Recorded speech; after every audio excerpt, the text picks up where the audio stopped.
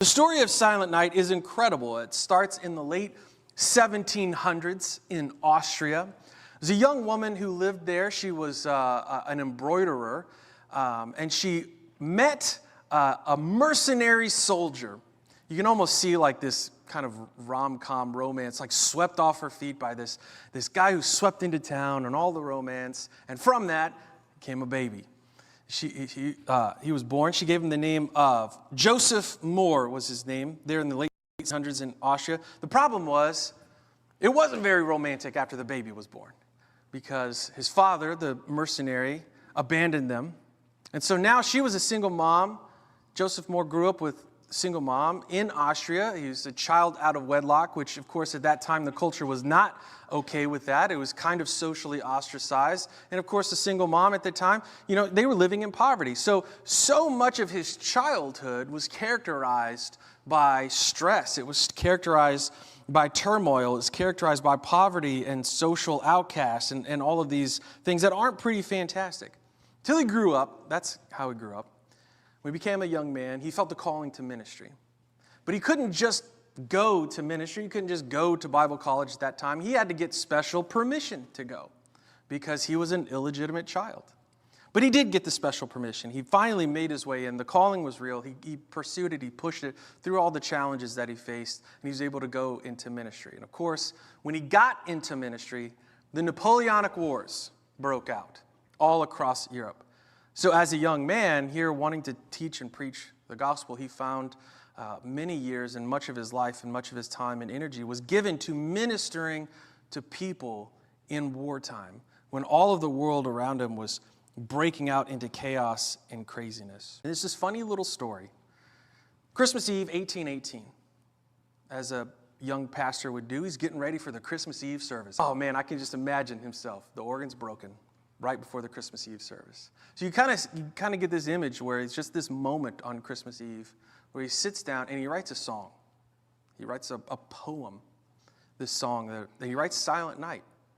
Living this turmoil in childhood, living this turmoil through wartime, and now the organ broke on Christmas Eve. And he wrote Silent Night. A friend of his who was also in ministry, he invited him to come and play guitar. Early 1800s, just one guitar and one voice, was the very first time that people worshiped with Silent Night.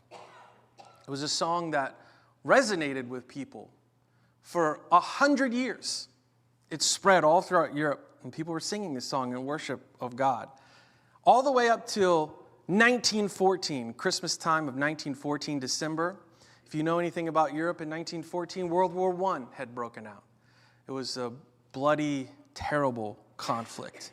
At this time, at December of 1914, they were dug in literally. They were literally dug in. The trenches were dug in on the ground. There was no gaining ground. There was no losing ground. Like the war had come to a standstill. They were living in these trenches. They had been there for a long time at this point. No one was winning or losing anything. They were just shooting at each other. And so when it came up to Christmas time, the English soldiers, they looked across and they noticed that the Germans had started putting Christmas trees up. They could see them peeking up above the trenches, little Christmas trees. And they started putting candles up along the edges of the trenches. They had been in these trenches so long that they were now decorating them for Christmas. So the British looked across and they saw this, and they saw that Christmas time is coming up. And so they started shouting out to them. They said, hey, we're kind of going to celebrate Christmas too. They started shouting out to say, do we want to have a little momentary pause in the shooting here? An unofficial truce. Didn't come from the top, just us here in the trenches. The British shouted over, the Germans shouted back. They all agreed on it, but nobody would go first, right? It's like, we're going to pause, right? Celebrate Christmas. Who's going to come out first? All right, you go. No, you go. No, they went back and forth like that for a little bit until no one was brave enough to do it, understandably, until on the German trenches, they started singing Silent Night. And just in that moment, there's this little moment there that one of the British soldiers heard this, and they said, you know what?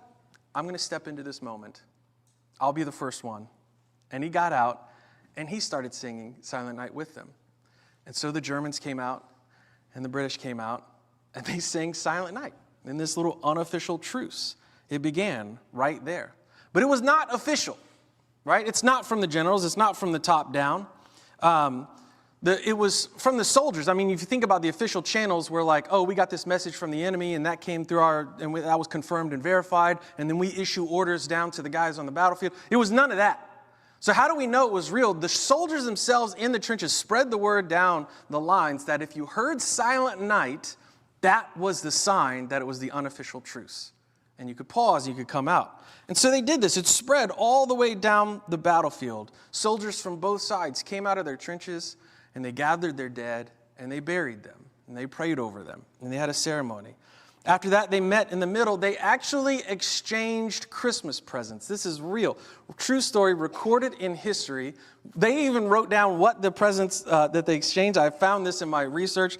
The British gave jam and cigarettes, and the Germans gave sausages and cigars.